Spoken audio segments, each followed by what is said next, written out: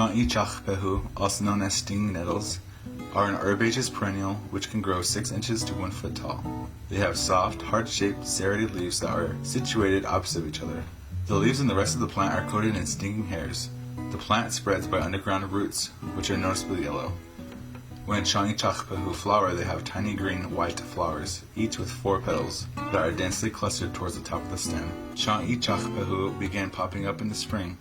They like sunny places where there is rich, moist, nitrogenous soil.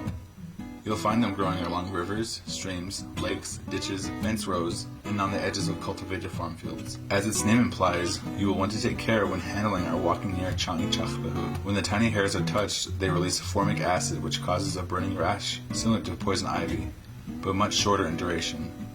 Chawn-ee-chaqh-peh-huu causes a histamine-like response, which helps move congestion and stagnation out of the body. The sting is helpful for people with carpal tunnel syndrome or arthritis. To relieve the nettle sting, simply wash the affected area with soapy water or rub wet mud on the area and allow it to dry before rubbing it off.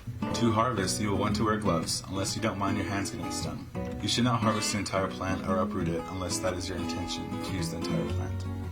If you're only wanting the greens, then what you want to do is harvest the top 4 to 6 inches of the plant. Chawn-ee-chaqh-peh-huu will continue to grow more leaves throughout the year from where we cut it from.